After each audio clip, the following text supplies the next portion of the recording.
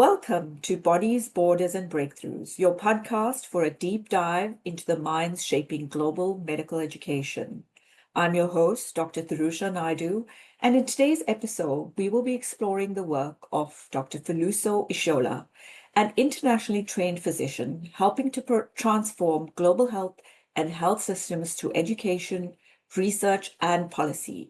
Having worked in different health contexts and health professions education systems, she has unique insights into how systems at various levels, from the local to the international, shape health.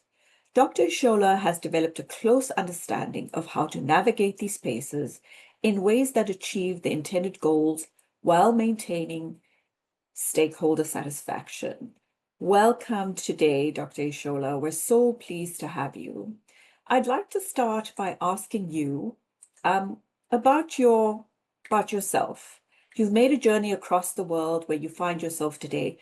Tell us the story of how you made that journey, both as a woman from Africa, a woman, and as a physician. Thank you so much for inviting me to have this conversation today. It is really interesting, and I think of my journey, not just in terms of like geography, moving from place to place, but also in terms of imagination. I think I had to imagine new possibilities for myself for the kind of future that I really wanted to have. And I think the process started really early on. I grew up in a small town in south western Nigeria. Specifically Elisha. For those listening that know Nigeria, Elisha is in Osun State. It's a very small town, and I grew up in a modest home, where community and care, weren't abstract; they were really tangible. My mom was a nurse. She would work long shift at the hospital in the town, come home a bit exhausted, still managing to help out, family, friends. And I think watching her taught me something, foundational, because sometimes after school, we would have to like, branch the hospital to wait for mom to finish from work, then we can all go home together. And then I would see her in her element, see the hospital setting. So kind of like, what are these people doing? These are the doctors, nurses, care workers, and just seeing everybody kind of like, moving around in their uniforms, kind of. And, watching her sometimes also taught me that something foundational, that, healthcare wasn't just about medicine also. It was about presence, showing up for people. Because it's different from here where you have the resources. Over there, resources was scarce. Like you would always have to make do, with a family member who couldn't afford care, and then people had to like save up for them to be able to pay the medical bills. And so that care, that foundational was about being showing up for other people. And so, at the early on, I saw myself in, healthcare. I didn't know in what capacity yet, at that early stage. But I think school was always a space where I was encouraged to lead. I was head prefect of my school, as we so called it then. I loved going to school. Some people do not, but it was a space where I I was allowed to lead. And I think, when I say it early on, for younger people, I think early foundational experiences like that, whether, in whatever form, even elementary school, encourage people to like, take up leadership, even in those small settings. I think it really also shaped me. And so by the time I was going to university, I decided, okay, I was going to go study medicine. And I think also, moving away from going to school, I think it was probably it was the first time I was going away from no longer with my parents. But I think those foundational years were still there, because I think university also was part of, what shaped me, because I was really I was medical studies in the university. We know it as very tedious, extremely, time consuming. But I also took up so many other activities, served as the student representative, helped revise the school's constitution. I was the editor in chief of the departmental board. I co-chaired some of our, seminar programs. I joined leadership organization where I became the vice president. And so people will say, like, how do you do all these? You're a medical student. And I Question. intense. Yeah. And, balancing all that with a full medical course, was no small feat. And, I was proud. I also graduated the top 5% of my class. So, Mm, so it was, but I think, it taught me a lot of things, time management, purpose, yes. things just outside of the academic space. So most people didn't understand, like, I mean, or even, to a certain extent, I just knew, like, I wanted more. And when I finished, I practiced briefly. Like, I went to rural area, and I worked in clinics with inconsistent electricity, scarce laboratory access, limited medication. And yet you see, patient walking for miles to be seen, families pulling money for Mm, treatment. And you see, people rallying, still making things happen, and you wonder, what if the system could change? What if yes. we didn't just adapt to the inequity, but reimagined things? And Right. and I think that was what led me to public health. So I just practiced. I didn't go into residency because while I was doing my service, I by then I had, during my internship had done so many other things. Um, joined different non-governmental organizations, applied for to go for certain conferences outside of the country. Traveling, when I said I went for my Women Deliver conference, I remember meeting someone from the London school then at that conference. And so that was like, I was going to apply this to this grade school. Then I applied to scholarships also. And it just seems Right. like, things were when while I was doing all the activities I did in medical school, after medical school, I wasn't thinking, as then the thought wasn't as if, okay, this was going to get me into this. It was just me doing what I loved, what I was passionate. I think my experience during my year at London school was insightful, was mind blowing, I would say. Mm, Was the first time I was going away from Nigeria for that long period of time. Um, and then meeting people, my class was very diverse, I had people from all over the world. mhm, It was the coursework.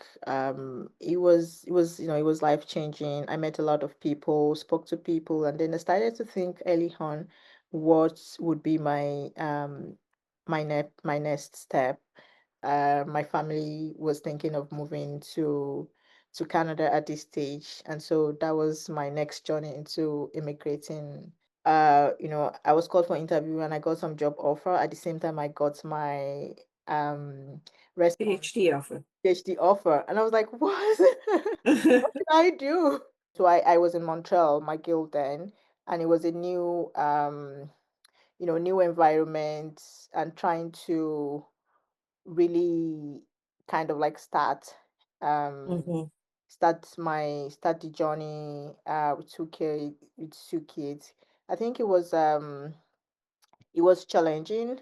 Um mhm, it was I think I always look back and try to understand, how I navigated um that um that stage of my life. right. I like, while still immersed in, still learning, I started to think forward, what's next? What's next? Right. And so I And started and to, what's your reason for that, Foluso? What do you think your reason is for that? I think mostly in terms of, pushing myself out of my comfort zone, uh, Yeah, looking for more opportunities for learning. right. I always feel I can learn more. I can push myself, you know, Yeah. what actually can I achieve when I push myself more? Right. Always looking out for, how to learn. I think intentional is what I'm really intentional about learning. I always feel, um, you know, looking for opportunities that fit my that complement my values. I would say also, it motivates me to, to do more, to push myself, Right. most of the time. In global health, we're always talking about how global north practitioners come to Nigeria, to South Africa, different parts of the global south, and teach about how we are experts. You have flipped the globe. You are a Nigerian woman with global health expertise coming to the north and influencing policy and public health. What's been your experience around that?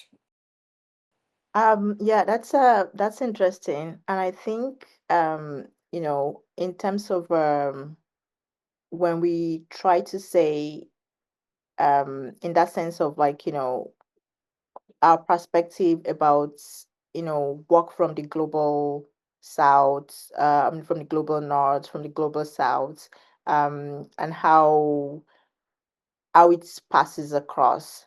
So Mhm. sometimes I feel, personally, my research, when I do research, even public health, looking at health system, health services, I feel like sometimes it's about power, and about Mhm. how that power shapes what gets funded, what gets measured, and ultimately what gets prioritized in Of that course. sense. You sometimes you see that funding is not neutral. It reflects like the values, the Yeah. politics, the comfort Yeah. zones of donors.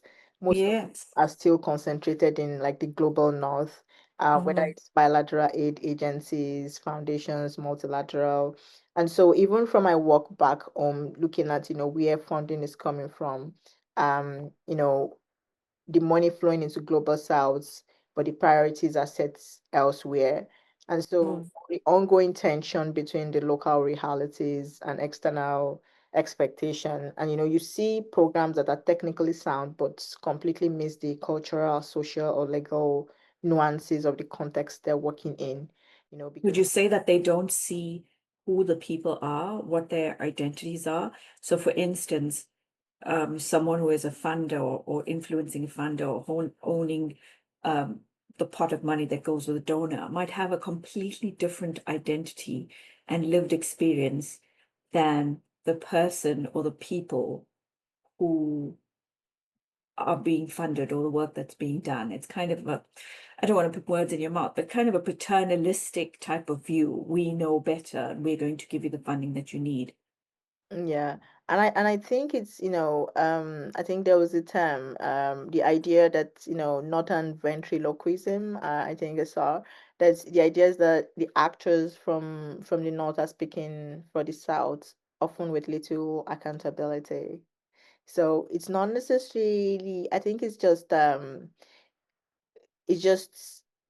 because someone is trying to satisfy what they want, Mhm. and not necessarily communities' lived Mhm. experience. Um, why that is? Because you don't know. I mean, whoever is coming out with the money makes the decision, right? Like, as to how Yes, my money to be spent. And so yes, sometimes even people in charge, or even sometimes decision maker who are not funders, may not agree, but their hands are yeah, tied. yes, of So course. so you see people kind of like, working, and not necessarily agreeing with, certain indicators that's been put Yeah, in place. But I think, it's been it's been actually amplified to now. People are becoming aware, aware. aware. Hmm. There's this kind of like, there's this book, if I might mention, Sure. by the, Northern Gaze. I think, it's called, Foreign gaze. yeah, Foreign Gaze. Shea Yeah, Abimbola. Shea Bimbola, Yes, who, by the way, yes. went to the same medical school as I did back in Nigeria, but was, Ibadan. no, Ife. It was, Ife. Ife, Yeah, Ife. but was, Okay. yes, some years ahead, of me in school. So it talks about posts and gays trying to kind of like saying um that the idea that even though local voices may appear on stage, but the script is Mm-hmm. still written elsewhere. Mm-hmm. So it does articulate very well. It talks about how local actors can sometimes be trapped in what you call like a post. They appear to lead, but actually just reflecting back what donors or global audiences want to see. And the gaze, the way our work is shaped consciously or unconsciously um, by who we imagine is actually reading it, funding it, Mm. validating it, right? Very So, powerful. yes. So if you find, sometimes we apply for grants or a local researcher is writing a grant application or you're looking to submit a journal article, you find yourself translating your realities into the frameworks of the journal or, so that, you may know what your community needs, but you're framing it differently because you know who owes the money, right? And Mm. that is what journals, I is think in accept. some instances they call it advanced grant writing skills. Yes, yes. And So not only are we translating our community and our language, in some ways we're translating ourselves. What would you absolutely. say to young women of color, like you and I, but young women of color who are trying to enter the space? Do you feel like one of the reasons that you persist is that if you don't keep the space open, there will be no space for people that come after Yeah, you? interesting. I think that, as you grow on, you have to be grounded in the knowledge of, know your why, Mhm, knowing why, um, stay flexible about your how, but know mhm, exactly your why. I think it also, personally, it pushes me to kind of like continue. I see a few people ahead of me who are paving the way, and I also want to be able to pave way for mhm, people coming after. If mhm, I were offering advice to people stepping in, whether public health, leadership or public health in itself is a very vast, whether people are in, at what level, whichever level they are, to really get clear on purpose and remain open on the different ways of how they can live that out. Sometimes the most unexpected path will end up shaping you the most, and mhm, to just passes with clarity of purpose. Sometimes it can be lonely, mhm. for Yes, people, but trying to challenge the systems we work within and rooted in something deeper than job titles. Some level of conviction mhm, is needed. You sometimes, I think, understanding how decisions are made. For example, sometimes technical expertise is important, but it's not enough. yeah, it's yeah. it's not enough. You have to understand the language, the timing, the leverage, all these pieces where the The culture culture. of this. Exactly, the culture of the space. Don't shy away from really understanding things, not just with a technical lens, learn about the governance structures, how ministries, whether provincial, federal dynamics function, how decisions are made, who sits at the table, who gets heard, you know, how does real change really happen? So trying to understand, these, you don't really need to be perfect, you don't need 5 degrees or 10 years of experience to speak up. Our lived experience also matters, our Of insight course. as someone who has been in underrepresented communities, who has watched systems fail up close. They have valid form of knowledge. They have valid form of Yeah, knowledge, and I think we sometimes we underestimate them, and I think we should not. Learning how to transfer or translate those lived experiences into or insights into policy languages is really important. It's really important. And looking for mentors also who are we will remind you that, you're moving forward, you're not alone. I think it's I say to young people, even like myself, like my mentor said to me, especially people from immigrant or racialized backgrounds, you have the permission to take up space. We don't need to ask to be included. We are not lucky to be here. We are needed here. Yes. Yeah.